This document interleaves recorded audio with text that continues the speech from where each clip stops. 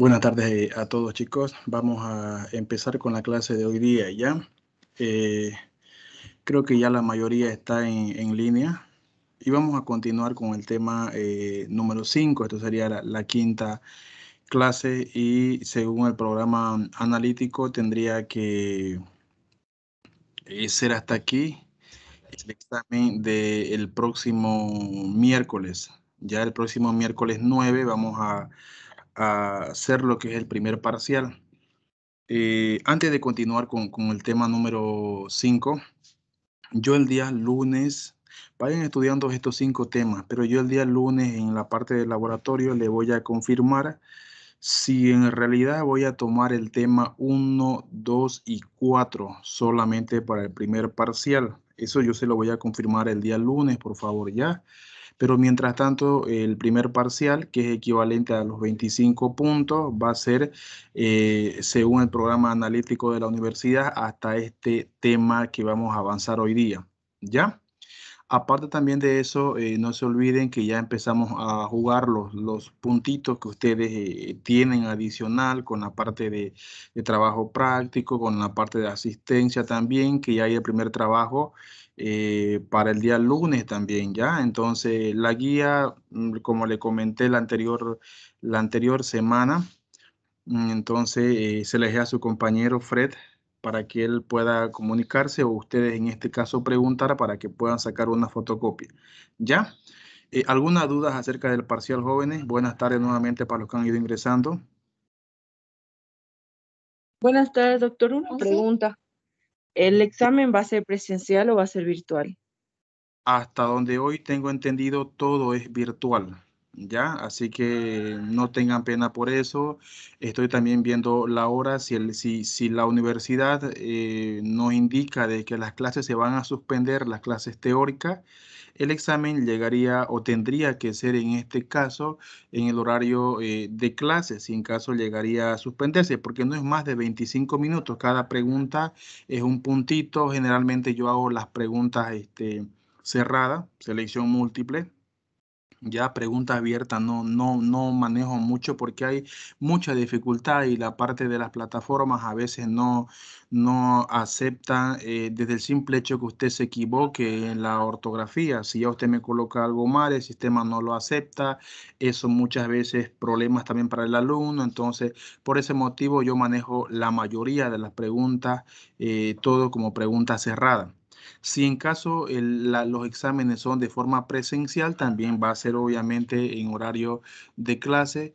Y si en caso las clases van a persistir o siguen, ya buscaré una forma, si el examen va a ser 7 de la noche, 5 de la tarde, 8 de la noche, depende cuándo para usted sea mucho mayor conveniente. Hay también que tomar en cuenta que en la hora pico también la señal muchas veces baja y para evitarnos ese problema de que no se cortó el internet, se fue el wifi, no se podía enviar porque todo es tiempo limitado, tendría yo que buscar una hora que para todos ustedes sea beneficioso, ¿ya? ¿Alguna preguntita más, chicos?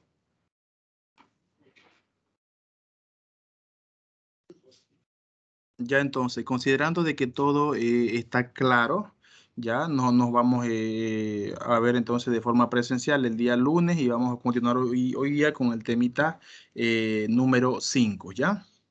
Si hay alguna duda, también me pueden nomás avisar durante la exposición, no hay ningún problema, ¿ya?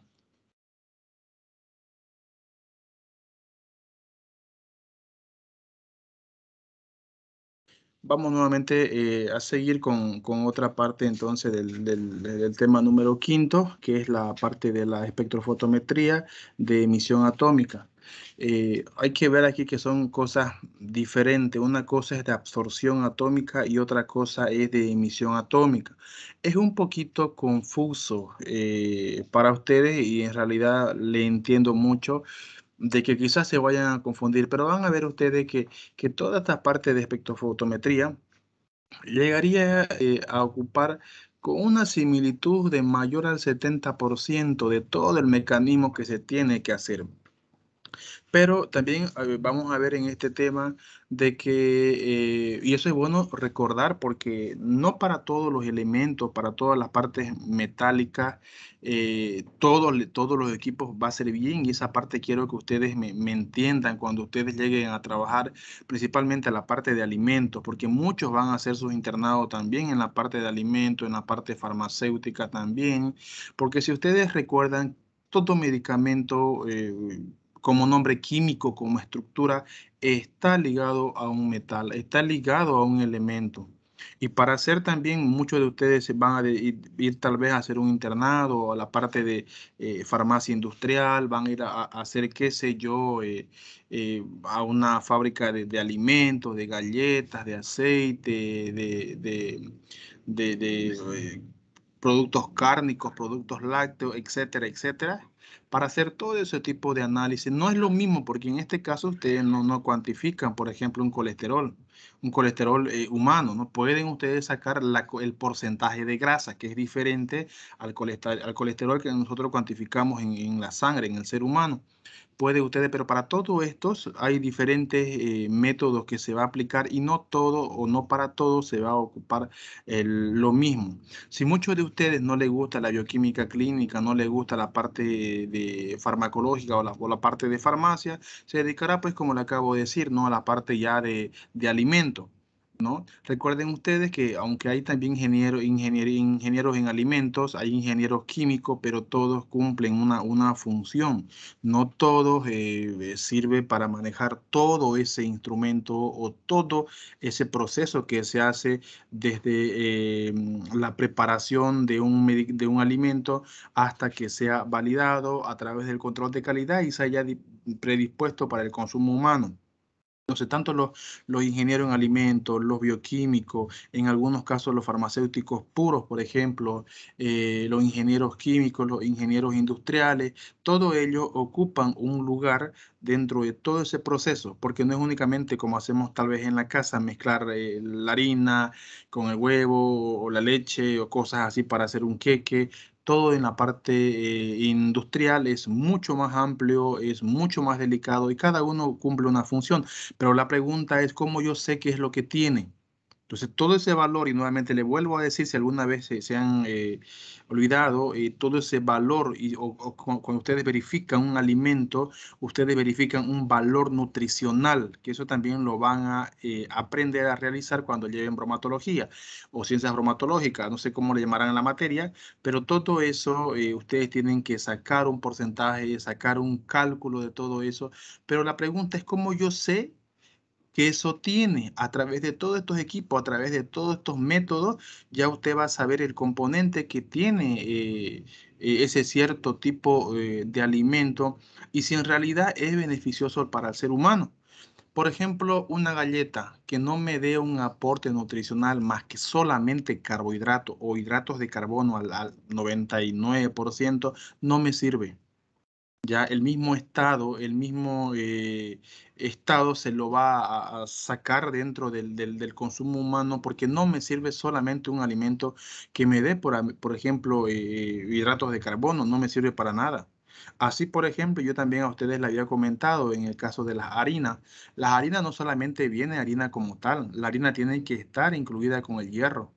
Entonces, ese hierro que la harina tiene, y es por norma que tiene que tener una cantidad en miligramos por 100 gramos de muestra, tiene que tener un valor. ¿Eso para qué? Para que le dé un aporte nutricional, porque el hierro obviamente es antianémico. Cuando estamos hablando nosotros de la anemia microcíticas, da un aporte para que no pueda suscitar este problema. Y si ese alimento, que es la harina, solamente me aporta carbohidratos, no me sirve para el consumo humano. Es así como, por ejemplo, también la sal. Mucho hablamos de la sal yodada. Así como un cloruro de sodio, que es la sal yodada, ¿no? Ya como molécula, como cloruro de sodio, no me sirve para el consumo humano. Tiene que ir ligada, obviamente, a iones de yodo, ¿ya? En este caso, para que me dé un aporte y que vaya a poder tal vez subsanar los posibles errores o problemas de tiroides que vayan a haber con el tiempo. Entonces, para todo estos problemas, nosotros como sabemos, cómo analizamos, pero tampoco no hay que olvidar de que tal vez ustedes muchos han visto que se ha colocado...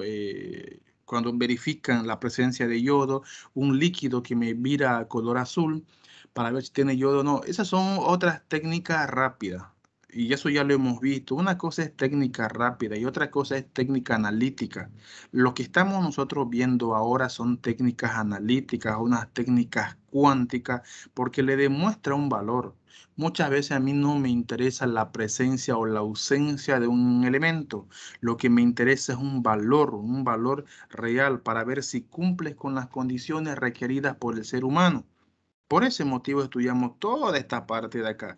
Y hoy día vamos a ver lo que es la espectrofotometría de emisión atómica, como le iba diciendo, y es un poco diferente el mecanismo, pero con su diferencia no al 100% de la absorbancia atómica. ¿Qué es lo que vamos a ver dentro de todo este tema? Vamos a ver el fundamento, el espectro de emisión, la diferencia y similitudes entre absorción y emisión atómica, las fuentes de excitación. Cuando hablamos de excitación, esto es interesante, como yo le había dicho, y cuidado que se confunda. No estamos hablando de la parte sexual, no estamos refiriéndonos a la excitación sexual.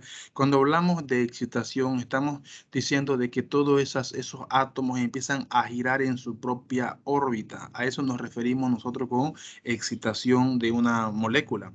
Y por ejemplo, en el caso de la fiebre es algo fisiológico, pero también es algo patológico ante algo que está mal dentro del cuerpo. También las moléculas que tenemos nosotros en el cuerpo también llegarían en un momento, gracias a la energía que es la temperatura, a excitarse y por ende, esa fricción o excitación que las moléculas me dan se puede manifestar todavía en mucho más calor. Eso es lo que mantiene con una vitalidad al ser humano, y cuando esas moléculas llegan a excitarse o friccionarse de manera mucho más brusca, genera una gran cantidad de energía y por ende es la manifestación de la fiebre, que muchas veces pasamos los 37,5 grados centígrados de la temperatura corporal normal. También vamos nosotros a ver lo que es la espectrometría de emisión atómica en llama, que solamente es como un repaso, porque eso ya lo habíamos visto nosotros el anterior miércoles. Vamos a ver hoy día la espectrometría de emisión atómica con plasma por acoplamiento inductivo. Yo también le había dicho que cuando hablamos de plasma no nos estamos refiriendo al plasma de la sangre. Tal vez usted hoy día no ha llevado de hematología, pero quiero que en esa parte no se confunda. Cuando estamos nosotros hablando de hematología, de según el área, hay una cosa que se llama suero, un líquido, y otro líquido que se llama plasma. La diferencia entre suero y plasma, y esa pregunta se la van a hacer siempre cuando lleven hematología, es la presencia y ausencia de factores de coagulación. Ya cuando estamos refiriendo nosotros a plasma sanguíneo o suero sanguíneo, porque también podemos nosotros hablar de un suero o la solución fisiológica, lactato, normal, el ring, el dextrosado, el glucosado, como lo quieran llamar, que es otro tipo cuando estamos hablando ya de fármaco. Y también vamos a ver las aplicaciones al análisis de un alimento, porque específicamente esto nosotros nos llevamos a ocupar todo lo que es en la parte de análisis de alimentos. Bueno, pues y la carrera, ¿por qué se incluye todos estos equipos? Porque como ya le había dicho, la parte de la bioquímica es un ramillete bastante amplio. Y sé que muchos de ustedes van a optar por esa parte, así como también hay muchos bioquímicos en la actualidad que están directamente optando u optaron por esa parte y trabajan como controles de calidad dentro de la parte de bioquímica industrial. ¿No? Sí, bioquímica industrial o bioquímica bromatológica, cualquiera de los dos términos es válido. Bueno, el fundamento de todo esto es una espectrometría que es de una emisión atómica que se basa únicamente en la medida a través de una emisión de radiación. ¿Se acuerdan ustedes que para que una molécula de que no está excitada tendría que venir con una fuente de radiación, no una fuente de radiación que esa molécula la iba a excitar más, había un detector, que ese detector iba a cuantificar la presencia y por ende a usted le iba a dar la lectura? Entonces, ¿qué es lo que estamos nosotros viendo? ¿Qué es lo mismo que hemos llevado en los otros temas? Que tenemos una muestra. No nos interesa el tipo de muestra que vamos a ocupar. Puede ser una muestra líquida, por ejemplo, porque si usted quiere saber, por ejemplo, de qué sé yo, del power, por ejemplo, del power que muchos consumimos esa solución, ya que es líquido. Yo quiero saber la concentración de sodio, potasio, cloro, magnesio, calcio que tiene esa solución. Entonces es una muestra líquida. Como también yo puedo saber, por ejemplo, la galleta cremosita, que todos consumimos ese tipo de galleta. Quiero saber la presencia de aluminio, de cobre, de cobalto o de cualquier tipo de minerales o oligoelementos que la muestra tiene, que en este caso tendría que ser una muestra ya sólida. Y en este caso, como la muestra es sólida, nosotros aplicamos la Q es igual a energía. Me va a través de un proceso físico o químico donde nosotros vamos a tener ya el átomo ya a través de la energía. No nos interesa en este caso el tipo de energía que vaya a ser, es dependiendo con los equipos que vamos a trabajar. Me da lo que es la excitación del átomo y por ende me va a dar un valor, una emisión de una energía que el equipo, que el detector lo va a tomar y va a sacar una concentración de lo que ustedes están midiendo. Es como le dije, toda esta parte de emisión atómica es lo mismo de absorción atómica, es el mismo mecanismo con lo cual el equipo está trabajando. Pero ¿qué es la diferencia? De que no todo trabajan con todos. ¿A qué me refiero con esto? De que no toda absorción atómica me va a servir para cuantificar, por ejemplo, un cierto tipo de elemento. Es así cuando veamos nosotros el espectrofotómetro del laboratorio con el StatFact, no todo sirve para todo, porque todo se maneja con esa emisión de energía a través de un nanometraje.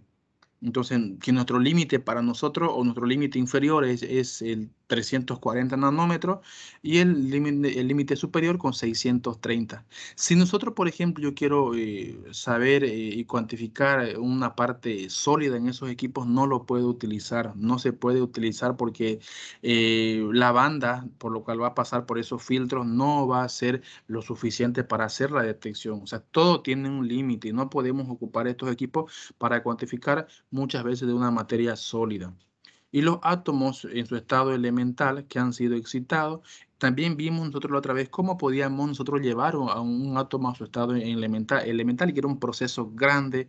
Hasta yo de toda esa molécula o esa partícula que yo tenía, yo estaba pasando en molécula. Esa molécula con mucha fuerza iba a ir y se iba a directamente formar como electrones o aniones. ¿Para qué? Para hacer su cuantificación, ¿no? Entonces, todos esos átomos en estado elemental tienen o han sido excitados a un nivel superior, a un nivel mucho más grande para que todo esto se pueda deshacer. Es como yo le coloqué el ejemplo del agua. El agua como tal no se puede cuantificar. Tiene que haber, yo tengo entonces que estos átomos volverlo a su estado elemental, volviéndolo como hidrogeniones, ya que es el hidrógeno con signo positivo, e hidroxilo o oxidrilo, que es el OH con signo negativo. Entonces, esto solamente está por segundo. Esos aniones o esos átomos no pueden estar separados. Eso es únicamente por naturaleza nomás. Pero todas estas máquinas, todos estos equipos, a eso se llama, por ejemplo, los átomos en estado elemental, que se van a deshacer tal cual para únicamente buscar un valor y saber la cantidad que presenta un tipo de muestra. Y la intensidad de emisión está relacionada con el número de átomos que han sido excitados. Por ejemplo, aquí ahí hay una fórmula que esto no nos interesa mucho a nosotros. Esto más que todo lo utilizan los ingenieros químicos cuando ellos van a hacer todo ese proceso, ya que la medida de la intensidad de emisión, esa es la medida de intensidad de emisión, constituye la base de la determinación cuantitativa. ¿Esto qué quiere decir? Que, por ejemplo, aquí que la intensidad de emisión es igual a un factor. Ese factor es un estándar sobre la concentración o por la concentración de la energía que va a ser la emisión o que se va a emitir en toda esa cantidad, en toda esa molécula. Y eso, por ejemplo, esos factores o constantes ya están dados para diferentes tipos de elementos. Por ejemplo, para aluminio, para el bromo, para el sodio, para el potasio, ya están dados esos factores y que son un valor estándar. ¿Ya? Y es así como se trabaja o como las máquinas trabajan. En algunos casos, por ejemplo, ¿y para qué tenemos nosotros esta fórmula? Porque así como para nosotros dentro de los equipos del espectrofotómetro, como lo había comentado hace 10, 15 años atrás, cómo se trabajaba, ellos también habían máquinas que le daban esto y que había que hacer la multiplicación por la emisión de la radiación de que se estaba emitiendo ya con hacer la multiplicación del factor para sacar esa intensidad de emisión que esa muestra presentaba. Las emisiones tienen lugar cuando los electrones de los átomos neutros y estados regresan a su estado de energía inferior. Entonces, todo eso, por ejemplo, esa radiación que tiene que pasar por esa muestra, ya con esa cantidad, con esa presión, ya va a ser cuantificada hasta que el átomo tiene otra vez que volver a su estado original. Eso se refiere a su estado de energía inferior. La energía para la excitación puede ser producida por medios de varios métodos. El calor, por ejemplo, que está manifestado, está presentado como Q, habitualmente procedente de una llama, que eso nosotros lo habíamos visto el día miércoles pasado. La luz que está procedente de un láser, la electricidad que se producen a través de arcos voltaicos o chispas que luego lo vamos a ver y las ondas de radio, ¿no? Que es también nosotros vamos a ver luego a través de plasma por acoplamiento inductivo. Todos esos mecanismos para hacer una excitación o para sacar un valor es lo mismo. La cosa es la diferencia de cuál ellos están ocupando o la diferente fuente de energía que va a tener. Puede ser una llama, puede ser una luz, puede ser una electricidad o puede ser diferentes tipos de ondas que se pueda dar, depende cómo el equipo está trabajando. Y lo que hace entonces es que las emisiones se hacen pasar a través de los monocromadores, que ya sabían ustedes que dentro de monocromador, que también se llama filtro, existen todos estos elementos para que, dependiendo si usted va a trabajar con absorción atómica o emisión atómica, que le va a dar un color, ¿no ves? Y esas bandas ya la habíamos nosotros visto, que a través del detector detecta esa cantidad, esa energía, para ver lo que está pasando. El detector obviamente que lo va a absorber y me va a dar el valor que yo necesito para la cuantificación de ese tipo de muestra. Las dos formas de entre todo este trabajo más comunes son la espectroscopía de emisión de llama, que la habíamos nosotros visto la otra vez, y lo que estamos viendo hoy día, la espectroscopía de emisión atómica. Entonces, por plasma de acoplamiento inductivo, eso es lo que estamos nosotros tratando hoy día de aprender un poco, quizás no a fondo, porque es como le digo, es casi un complejo, es un libro bastante amplio para hacer el estudio, pero lo que nos interesa a nosotros por lo menos es lo sencillo de cómo estos equipos están trabajando. Por ejemplo, aquí está esta imagen. Si ustedes han llevado química general o química inorgánica, no sé cómo le llamarán en la universidad, que todo átomo, por ejemplo, tiene lo que son las diferentes órbitas. No todos son iguales, pero tienen diferentes órbitas. Y eso ustedes lo han visto, por ejemplo, de que tienen un 3s, el 3p, el 4p, el 5p. Tienen diferentes órbitas. Pero para que todos lleguen hasta estos átomos, porque ustedes recuerden que una vez el átomo ha sido separado, esos átomos hay una radiación en su propio eje, ellos van a rotar así como así como el sistema solar, ellos van rotando, ¿ya? Y que esos, por ejemplo, todos esas órbitas que tiene cada átomo están manifestados por diferentes números, que eso ustedes ya lo han visto. Pero para que me llegue una fuente de energía, una radiación de cualquiera que sea, por ejemplo, aquí tiene excitación, tienen que haber diferentes tipos de nanómetros. Nanómetros son la cantidad de radiación en nanómetro, que es una cantidad muy, muy pequeña que se va a utilizar ¿para qué? Para que todos esas órbitas puedan ser atravesadas y llegar a ver y a cuantificar la excitación del átomo. Eso es lo que nos representa. Creo que esta parte de aquí de la órbita no es importante que lo veamos uno por uno, porque ustedes ya lo han visto en química general o en química inorgánica. Eso llevamos siempre nosotros para ver cómo están trabajando cuando un átomo está solo como tal. Aunque está por segundo nomás o milésimas de segundo, porque ustedes recuerden que todo elemento nunca se encuentra solo. Entonces, siempre está formando sales de cualquier tipo. pero en este caso lo podemos encontrar solamente por segundo o por milésima de segundo, porque no todos son igual, con diferentes órbitas, y para poder saber la concentración ya y de la muestra que yo tengo, tiene que haber ese tipo de radiación que está cuantificado por nanómetros. Por ejemplo, uno que pasa del 5P hasta el 3S, tenemos el 285 nanómetros. El otro que tenemos del 4P hasta el 3S está por 330 nanómetros. Y por último tenemos el del 3P hasta el 3S, que está por 590 nanómetros. Y la excitación o la emisión es de luz transmitida directamente por todos esos átomos que vamos a hacer en estudio. ¿Ya? Ahora entonces, tanto por ejemplo de la espectrometría de absorción atómica y de emisión atómica, ¿ya? Que es el mismo mecanismo, si ustedes ahorita van a ver o pueden ustedes observar, la diferencia es que la absorción atómica, yo tengo una absorbancia, ¿ya? Y en el caso, por ejemplo, de la emisión atómica, yo tengo una intensidad de luz a través de una emisión que me va a dar. Ambos tienen constante, sí. Y si ustedes verifican, para cuando yo tengo una muestra, ¿ya? Yo tengo que hacer una atomización de la muestra. ¿Y qué era atomización de la muestra? Era hallar una muestra, por ejemplo, de un lugar, de un líquido. Y tomamos mucho el ejemplo de la nebulización. Eso se llama atomizar, de que la molécula está como tal, como molécula, y tiene que quedar en un átomo a través de muchas formas, por ejemplo, nebulización, y aplicábamos bastante fuerza hasta que nosotros que teníamos la muestra, ¿ya? Y llegábamos a obtener como un estado de átomo, así tal cual. Entonces, luego venía entonces una excitación y relajación a través de cómo estaba trabajando este equipo, porque este equipo de la absorción atómica estaba trabajando con absorbancia. Y la absorbancia es lo que me interesa como un valor para que yo pueda tener la cuantificación del tipo de muestra. Y la emisión atómica, también yo tengo que atomizar la muestra, tengo que tener el átomo como tal, tiene que venir la energía, excitarme lo que es el átomo, ¿para qué? Para darme lo que es el valor de la radiación o de la intensidad de emisión para yo poder obtener el valor. Ahora, si dentro del examen nosotros nos pueden preguntar cuál es la parte fundamental, cuál es lo esencial o la diferencia por el cual trabajan estos equipos, es que la absorción atómica trabaja a través de absorbancia. Y la emisión atómica trabaja de una intensidad de emisión.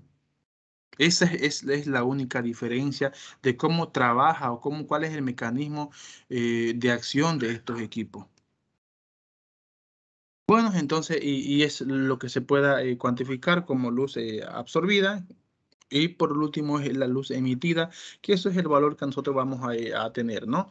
Bueno, y hay también muchas diferencias y similitudes entre absorción atómica y emisión atómica.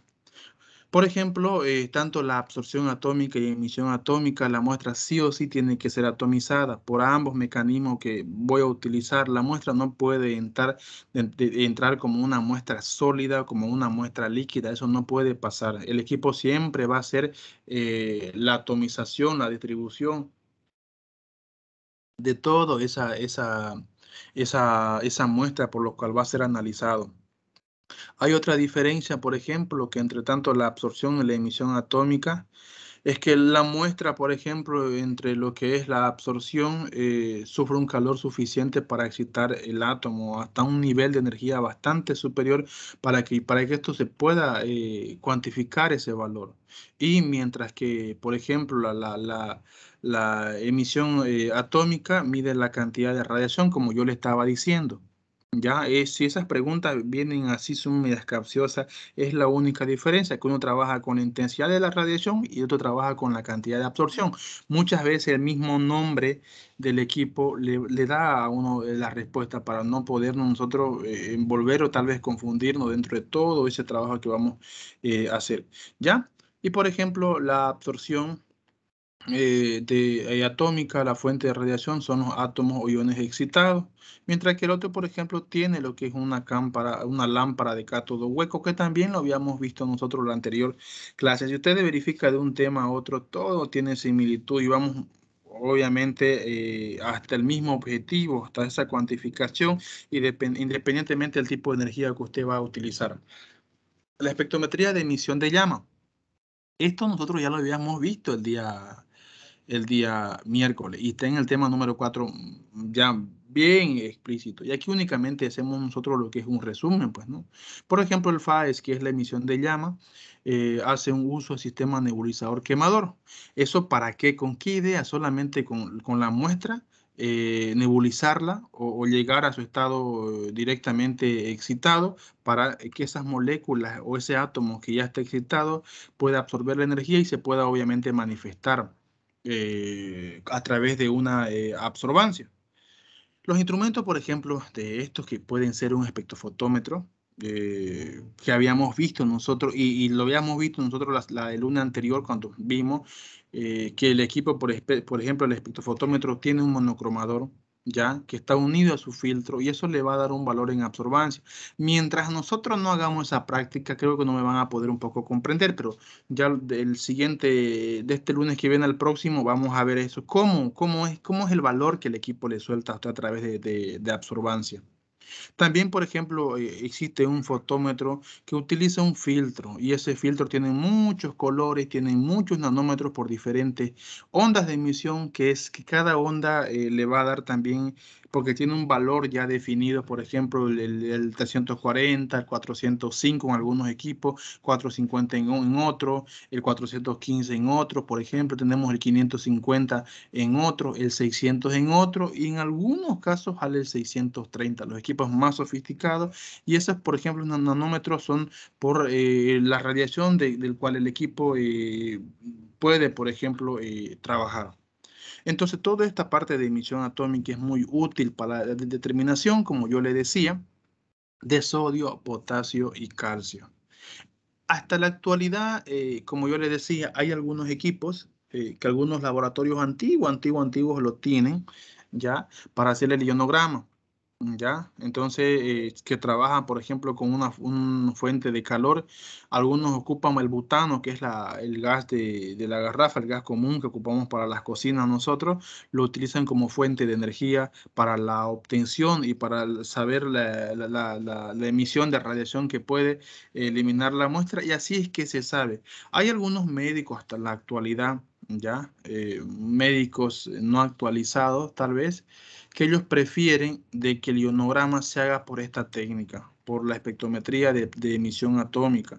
Ahorita en Santa Cruz hay poco, casi nada de laboratorio que tienen estos equipos, pero los médicos creen sí, obviamente, que la sensibilidad era un poco, era mucho más grande y especificidad que los equipos que tenemos hoy día que trabajan ya con reactivos, equipos mucho más nuevos, mucho más pequeños y ellos aún siguen confiando en esta técnica y muchas veces ellos piden que se haga por este equipo para pues tener un valor exacto. Peor todavía los médicos intensivistas, que son los médicos que trabajan con los pacientes en terapia intensiva o cuidados intensivos, que todo lo que es el ionograma es fundamental para ellos, para la homeostasis o regulación sanguínea de todo tipo de sus pacientes. Y por ese motivo es que ellos exigen muchas veces que se haga por esta técnica, ¿no? Pero la mayoría de los laboratorios ahora no tienen, ¿ya? Ni los laboratorios grandes no tienen estos equipos.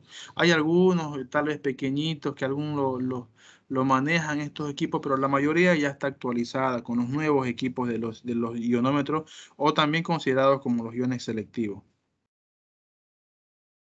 Entonces, como habíamos visto, ellos tienen que pasar, la otra vez vimos la imagen, tienen ellos que pasar por diferentes instrumentos. Uno que era una fuente de atomización o excitación que convertía la muestra, por ejemplo, el agua la iba a convertir a través de una fuente de presión de aire, la iba a convertir en átomos.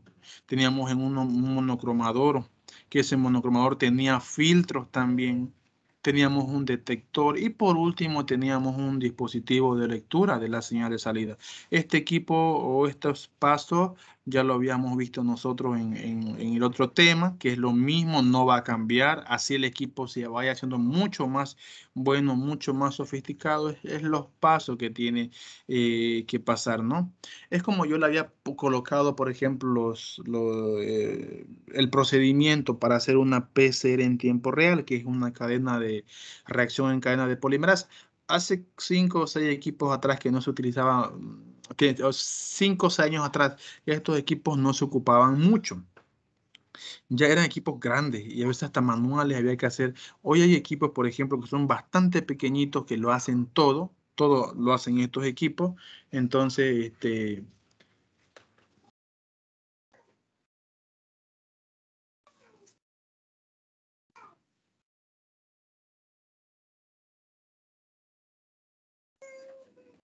que lo hacen todos, por ejemplo, estos equipos que son bastante pequeñitos ya ahora, entonces no hace falta de hacer esa parte manual, pero igual me da la misma reacción, entonces, y el mismo valor, entonces, pero nunca va a cambiar el mecanismo por lo cual ellos están trabajando. Peor ahora, por ejemplo, en plena pandemia han salido equipos mucho más nuevos que antiguamente se tardaba hasta 10 horas en la técnica del PCR. Luego empezamos a reducir hasta 8 horas, 6 horas. Hoy han salido equipos nuevos que están únicamente tardando hasta 4 horas, únicamente en poder eliminar y hacer. Y es así como yo le... ¿Alguien está con con su micrófono prendido? Entonces, como yo ahorita le iba diciendo, esta imagen es lo mismo. Nosotros vamos a ver la muestra que se va a inducir hacia la llama, pero esta muestra tiene que tiene que atomizarse. El monocromador que contiene un filtro, ese filtro va a seleccionar las radiaciones que se va a emitir.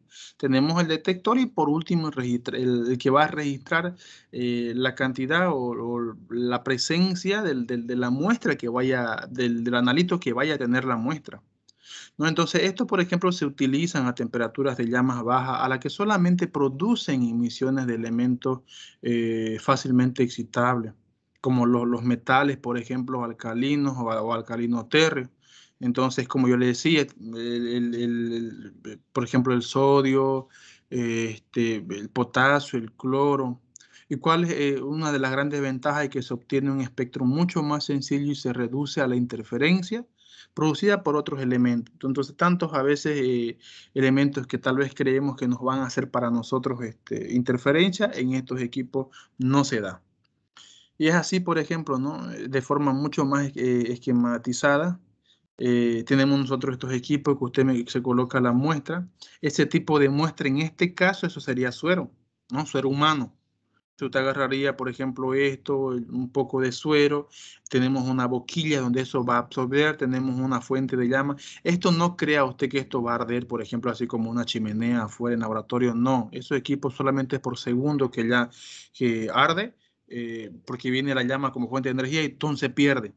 Entonces, toda esa energía, el monocromador lo va a detectar, ¿ya? Luego venimos en algunos casos puede ser un amplificador de los nanómetros de la muestra, y luego tenemos lo que es el dispositivo, pues, ¿no? Pero esto, por ejemplo, también tiene que tener un combustible. En este caso, el combustible es, como yo le dije, es el butano. Es el gas que todos utilizamos en las cocinas, como también tiene que tener una entrada de aire, porque si no hay una entrada de aire, no va a haber una buena combustión. Y eso ustedes también lo saben por química orgánica. O sea, para que haya una buena combustión, yo pueda tener una gran cantidad de energía, me salga un fuego límpido, un fuego puro, tiene que haber una entrada de aire, porque si no hay una entrada de aire, lo que usted va a obtener como resultado son monóxido de carbono, tal vez como carbón, y por ende le va a afectar a la muestra y le va a dar un valor malo. Cuando hay una entrada de aire, yo tengo dióxido de carbono, que es mucho más fácil volátil, que no deja residuos y va a tener el valor que usted quiere respecto a la muestra que usted va a analizar. Y esto es lo diferente con lo cual se puede trabajar dentro del laboratorio clínico. No estoy hablando del laboratorio de bromatología, pero sí del clínico.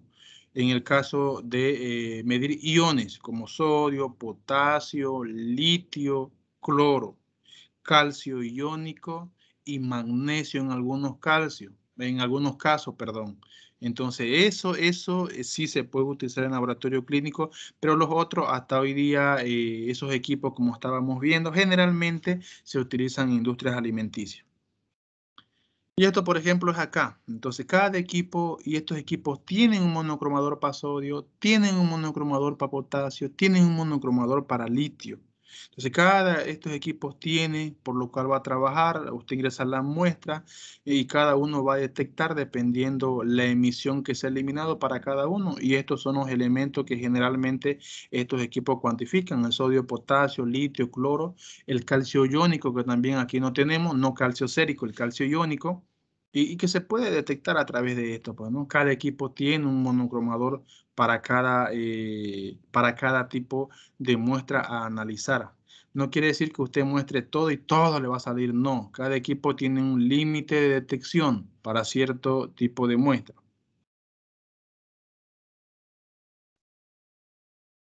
Bueno, entonces aquí es otro ejemplo, como yo le estaba diciendo. Entonces, estamos viendo el sodio, el litio, por ejemplo, en este caso podemos ocupar como calcio sérico, ya no como iónico, el potasio también, pero todo esto llegaría a formar parte del ionograma, ¿ya? Entonces, y el tipo de muestra que nosotros utilizamos para sacar un ionograma no es más que suerito o plasma, dependiendo del tipo de paciente o de muestra que vamos a trabajar. Y todo me va a dar un valor registrado. Ahora entonces, ¿se acuerda cuando decíamos nosotros que había un proceso? Esto es como repaso únicamente.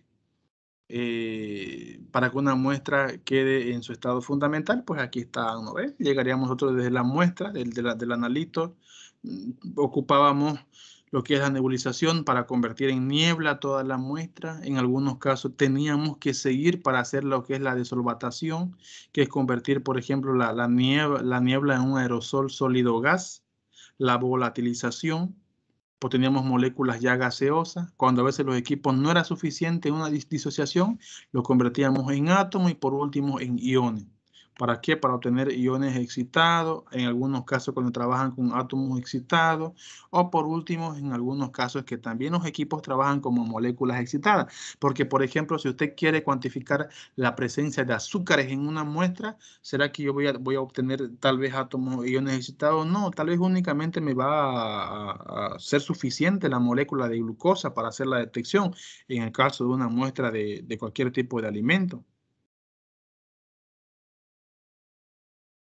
Y esto entonces era lo que estábamos viendo, ¿no?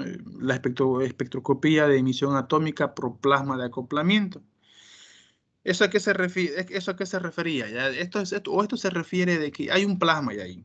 Ese plasma, por ejemplo, que está utilizando, son otros tipos de mecanismos de acción por lo cual va a trabajar la muestra. Ocupa un plasma, que ese plasma, por ejemplo, está hecho generalmente, pero no siempre, de argón y con muchos electrones que tiene esa sustancia. Todo ese plasma que va a estar o por el cual va a trabajar, por ejemplo, la espectroscopía de emisión atómica por plasma de acoplamiento inductivo, tiene ese tipo de plasma compuesto por este elemento. Y estos sí trabajan con temperaturas muy elevadas. Trabajan entre 5.000 hasta 10.000 grados Kelvin, y eso también nosotros lo repasamos en el tema número 4, lo cual entonces daba como resultado una atomización muy efectiva. ¿Ya? Hay elementos, por ejemplo, que sí o sí se tienen que cuantificar por este método y no se puede hacer por absorción ni emisión atómica. Tiene que hacer directamente emisión atómica, pero por plasma de acoplamiento. A pesar de la temperatura o que la temperatura es muy elevada, la ionización excesiva de los átomos de la muestra no supone un problema, ¿no? Porque trabaja con gran cantidad y trabaja dependiendo de la concentración de electrones aportados por la ionización del argón. Entonces es el mismo mecanismo, pero cómo trabaja, si la pregunta nos dan de cómo trabaja la espectroscopía de emisión atómica por plasma de acoplamiento, trabaja por plasma hecho de argón. Esa es la fuente principal por lo cual está trabajando o va a trabajar todo esto. Y la muestra también tiene que ser nebulizada, tiene que ser llegada a su estado fundamental. Tenemos que tener una antorcha de plasma. En este caso, por ejemplo, ya no vamos nosotros aquí a ocupar una materia prima que nos dé energía, como en el caso de la emisión de llama, que ocupábamos el gas butano, por ejemplo, ya, o estábamos nosotros ocupando otro tipo de radiación. Aquí quien me daba, por ejemplo, o me da esa cantidad de energía es el plasma de acoplamiento. ¿Ya? Llegamos lo que es entonces al dispositivo o de cuál va a ser el aislamiento a través de la radiación, la detección, cómo se va a procesar la señal y por último un sistema informático de cuál va a trabajar el equipo. Esa antorcha, por ejemplo, soplete de argón, ¿ya? Que constaba de tubos concéntricos de cuarzo. El cuarzo es un elemento bastante, para algunos que conocen, bastante duro y resistente a temperatura. Si estamos trabajando con 5.000 hasta 10.000 grados Kelvin, ¿ya? Tiene que ser sí o sí con cuarzo, porque si usted trabaja con otro elemento, con esa cantidad de grados, ya se va a deshacer. Entonces, trabaja, por ejemplo, y es así como se trabaja. Enseguida le voy a mostrar una imagen de cómo es bastante resistente a cómo está trabajando todo esto. Y durante el funcionamiento del soplete, una corriente de argón gaseoso fluye a través de los tubos y se aplica energía por una radiofrecuencia que tiene una bombilla de cobre. Esa bombilla de cobre, vamos a ver luego que es la que es un tubito que va a envolver, que también resiste mucha temperatura bastante alta. El campo magnético oscilante se acopla con los electrones y los iones de argón, que está obviamente dentro del plasma, forzándolos a fluir a una trayectoria anular. ¿Cuáles son entonces las ventajas, por ejemplo, dentro de esto? La primera ventaja que tiene este plasma es que puede resistir a temperaturas muy elevadas las temperaturas, que hasta 10.000 grados Kelvin, que son ideales para la atomización y la excitación de muchos analitos en estudio. Otra de las ventajas que es el bajo contenido de oxígeno, que reduciendo la formación de óxido, lo cual algunas veces resulta, en algunos casos, ser un problema para con los métodos de llamas, como habíamos visto anteriormente también. Entonces, ellos ocupan, por ejemplo, un contenido bajo, pero su residuo no es bastante perjudicante para saber la cantidad de lo que yo voy a sacar. ¿Ya? Y bueno, se puede obtener o se obtienen respuestas lineales a lo largo de un amplio rango de concentraciones, dependiendo del analito que vamos nosotros a estudiar. ¿Y cuáles son las características de las fuentes del plasma? Que son ricas en líneas de emisión, ¿ya? Útiles para el análisis elemental, tanto cuali como cuantitativo. Aportan datos analíticos cuantitativos mejores que las fuentes de emisión. ¿Y eso de qué depende? Depende de su estabilidad, su bajo ruido, su poca radiación de fondo y su ausencia de muchas interferencias, por lo cuales las condiciones que trabajan. Eso también es bueno tomar en cuenta que cada vez que estamos trabajando con cualquier equipo, con cualquier área, hay muchos factores físicos que van a hacer interferencia. Hasta el simple hecho de que usted, por ejemplo, trabaje con un microscopio también, no es lo mismo que usted trabaje con una máquina, por ejemplo, en La Paz, una máquina que trabaje en el Beni, en Santa Cruz, en Sucre, cuando los cambios de presión, la concentración o el porcentaje de humedad, de temperatura, ocupan rangos muy diferentes. Cada equipo tiene que adaptarse. Hay algunos equipos que mucho trabajan con una presión mucho más elevada, con una temperatura. Por ese motivo, cada vez que trabajamos en cualquier tipo de laboratorio de investigación, tiene que haber una temperatura ambiente. Esa temperatura ambiente está considerado como 21 grados centígrados. Trabajamos en Santa Cruz, pues tendríamos que trabajar nosotros directamente con aires acondicionadores. Y si trabajamos en La Paz, hay que trabajar entonces con calefactores, porque los equipos no trabajan. Por ejemplo, acá en Santa Cruz, para nosotros que trabajamos con laboratorios que manejamos las terapias intensivas, trabajamos con los gasómetros. Gasómetros son equipos que también casi ocupan el mismo mecanismo de esto que estamos hablando, pero son equipos que le cuantifican a usted la presencia de gas. por ejemplo, dióxido de carbono, oxígeno, bicarbonato, etcétera. Todo eso que también es vital para todo tipo de paciente. Cuando nosotros no trabajamos o trabajamos con una temperatura mayor a los 21, el equipo se desestabiliza. Al desestabilizarse, le cuento una desgracia, pH es muy elevado, todos los pacientes salen con acidosis, con alcalosis, todos los pacientes salen con una mala saturación, o sea, todo eso no hay un desequilibrio grande. Entonces, nosotros los laboratorios cuando trabajamos en la parte de bioquímica clínica, tenemos que tener un ambiente exclusivamente para trabajar con los gasómetros. Ese aire no tiene que ser, o esa temperatura no tiene que ser mayor a 21 grados centígrados. Y es un ambiente muy, muy frío. A veces en el tiempo de frío o de invierno tenemos que aguantar la temperatura cuando trabajamos dentro de ese área porque se estabilizan y los equipos trabajan mal. Igual también estos equipos tienen que tener unas condiciones físicas bastante establecidas para que no se puedan desestabilizar. Para poder tener también obviamente unos límites de detección aceptables dentro de todo esto. Ahora entonces, ya vamos a acabar, ya, no se desesperen chicos, por favor. Y es así como trabaja este equipo, por ejemplo. Esta bombilla que yo le decía de radiofrecuencia, que está compuesta por cobre. El cobre también es otro metal que es muy resistente a la temperatura. Y aquí, por ejemplo, tengo lo que es la anatomía a mi lado derecho, el lado derecho de la pantalla también de ustedes, que es por aquí donde viene una corriente y esa lámpara que ustedes pueden ver es la llama que limite el plasma hecho de argón, que también nosotros colocamos la muestra por aerosol y dependiendo la temperatura, ya, la temperatura va a ir detectándose la molécula. Aquí, por ejemplo, hay temperatura de 10.000, de 8.000, de 6.800, 6.500, 6.200, 6.000 grados Kelvin.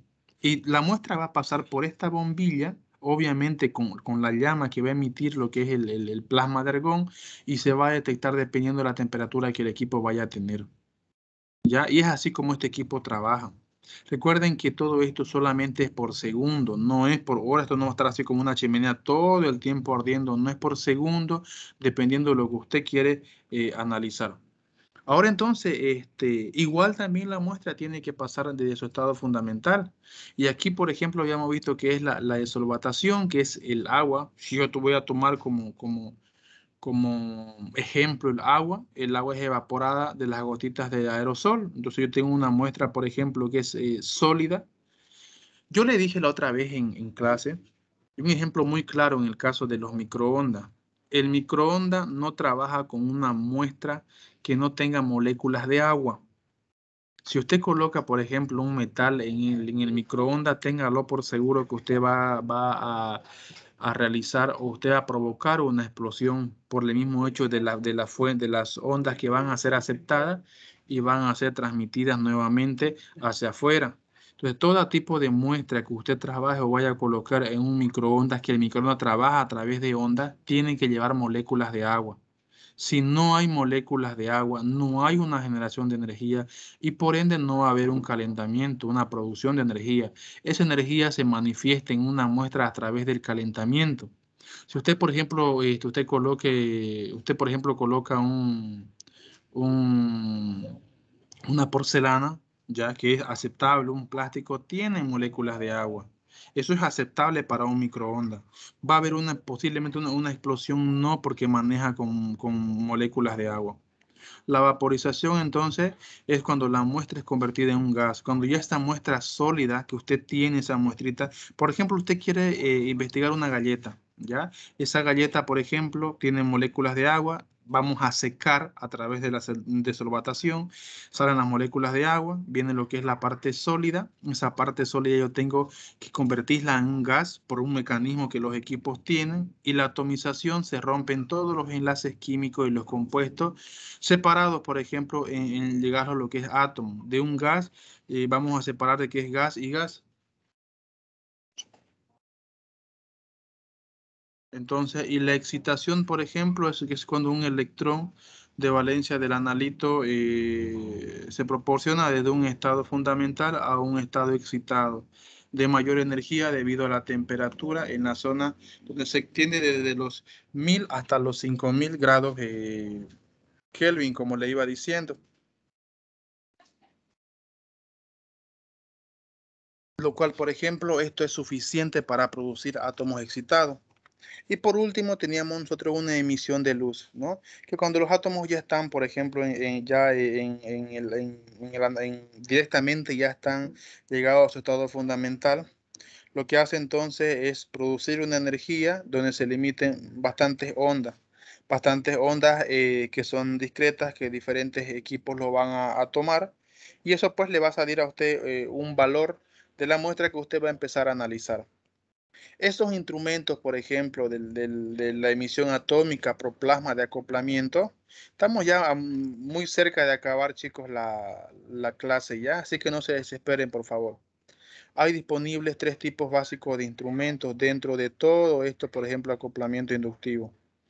El espectrómetro simultáneo con tubo fotomultiplicador, el espectro secuencial y el espectro de dispositivos de inyección de carga.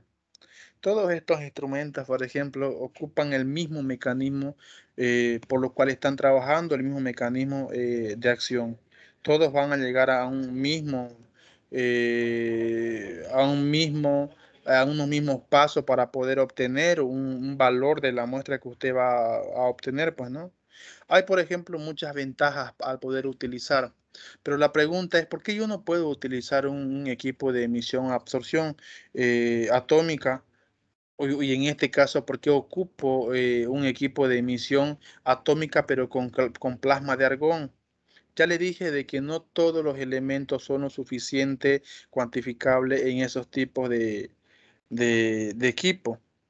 Esto lo que hace, por ejemplo, dentro de las ventajas es que tiene menor interferencia entre elementos a altas temperaturas, porque no todos trabajan o no todo equipo es cuantificable solamente con un cierto tipo de radiación. Por ejemplo, otro es que determina de bajas concentraciones de elementos refractorios. Hay, por ejemplo, elementos o elementos que presentes en una muestra que no tienen que ser por miligramo, tienen que ser por microgramo, ¿no? En algunos casos, por ejemplo, hasta por nanogramos. Son pero muy pequeñas las cantidades o la presencia de ese elemento y se tienen que ocupar estos equipos para poder cuantificar. Luego tenemos lo que permite la determinación de los no metales como cloro, como bromo, como yodo, como azufre también de algunos tipos de muestras. Recuerden, todos estos equipos generalmente, pero no siempre, se utilizan para muestras de bromatología y no así para laboratorio de análisis clínico. Aplicaciones de estas máquinas dentro de la industria de alimentos. Lo que se tiene o lo que se ocupa en este caso, ya, es que todo tipo de muestra para poder analizar tiene que calcinarse. Calcinar es quemar, es carbonizar o convertir en ceniza el alimento que nosotros vamos a utilizar o que vamos a cuantificar. ¿Eso para qué? Para destruir la materia orgánica. Esa materia orgánica tiene que convertirse en ceniza, luego eso se va a llevar en un disolvente adecuado. En algunos casos puede ser agua o un ácido diluido con antelación previo a meter al equipo o al análisis. Algunos productos pueden ser analizados sin necesidad de calcinación. Por ejemplo, ¿cuáles? Los aceites vegetales que son líquidos. Esto, por ejemplo, las leches, por ejemplo, cuando quiero saber el porcentaje de esos elementos. Y todo esto que nosotros estamos trabajando hoy día, la PIL, por ejemplo, trabajan. Si algún día tienen la oportunidad de poder ingresar al productos lácteos de la PIL, van a verificar que todos esos elementos que tienen ese tipo de muestra se analizan también bajo estos equipos para saber cuánto tienen en todo esto. Fino, por ejemplo, Sabrosa, trabajan con estos equipos para verificar, pues, ¿no? Qué elementos tiene, tantos o impurezas que presenta la muestra. Los productos, por ejemplo, como Guavirá, también trabajan para verificar la presencia de etanol, qué interferencias tienen, porque todo elemento no es 100% puro. Por ejemplo, usted no va a encontrar un alcohol, vulgarmente hablando alcohol, cualquiera, ya sea etanol, metanol, propanol, butanol, pentanol, cualquier alcohol que sea, que diga alcohol 100%, no hay. El alcohol más alto que podemos encontrar en el mercado de uso humano es al 96%. Esos otros 4% que presenta el alcohol, ¿ya? Son impurezas. Así como también hay etanol al 30%, que tienen, creo ustedes, un ejercicio para hacer en su guía. Hay etanol al 70%, que es el medicinal, el alcohol al 80%, pero alcohol al 100% no existe, no hay. ¿Y cómo yo puedo analizar esas impurezas de ese alcohol? A través de estos equipos para ver qué tiene, si es obviamente accesible al consumo humano, si es bueno para que la gente lo pueda utilizar.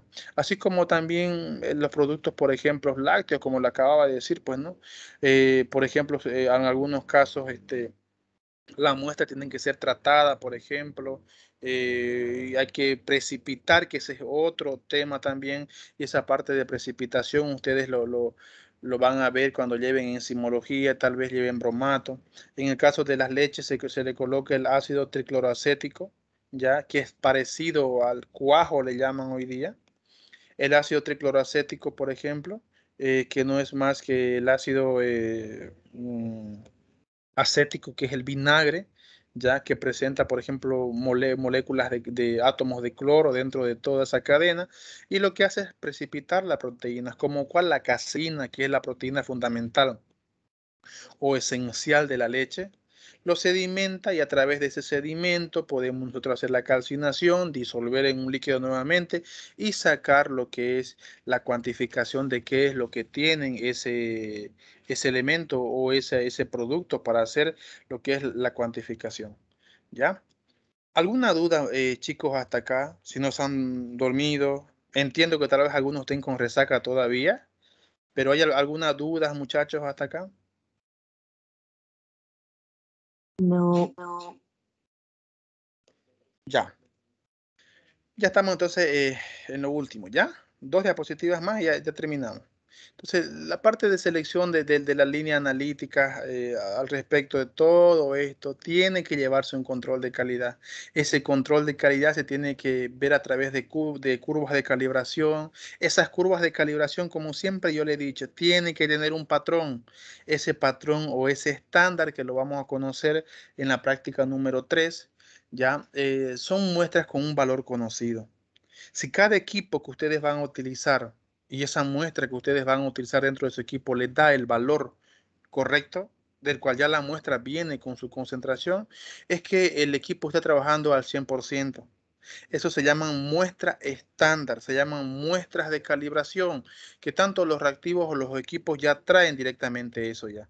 Entonces, para todo eso, por ejemplo, así es como se maneja, así como se trabaja con un equipo. Pero mientras nosotros no los apliquemos, sé que va a ser un poco difícil que ustedes me entiendan. Pero esas líneas o curvas de calibración se maneja también a través de eso. Que todos esos equipos tienen una concentración de un analito específico para poder trabajar.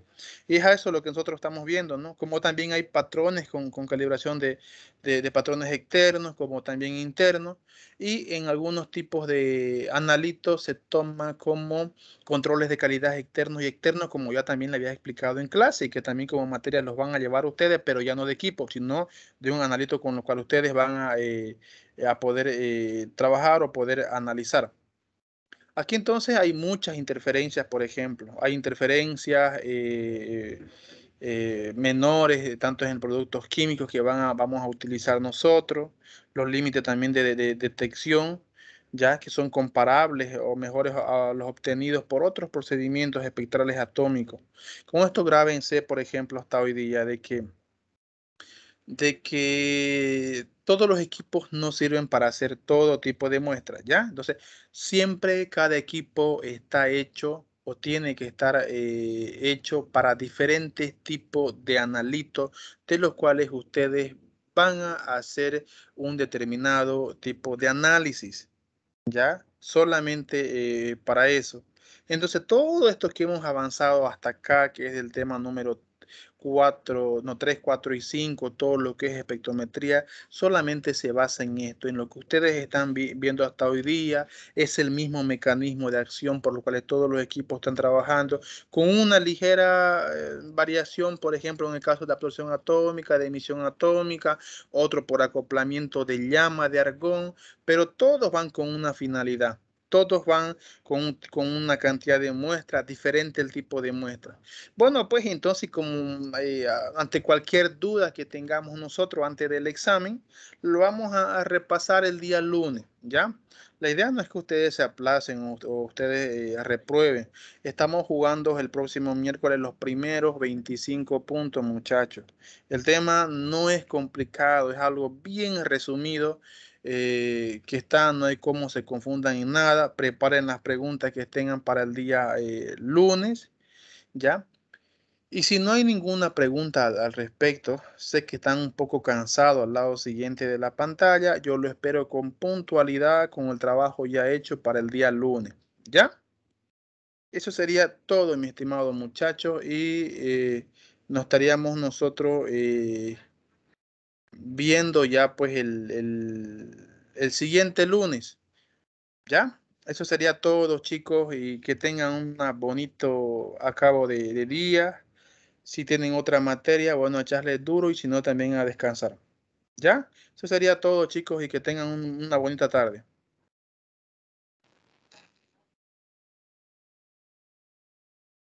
Hasta luego, doctor. Que le vaya bien, niña. Hasta luego. Hasta luego, doctor. Hasta luego, niña. Hasta luego. Hasta luego, Hasta niña. Que luego. tengan... Hasta luego.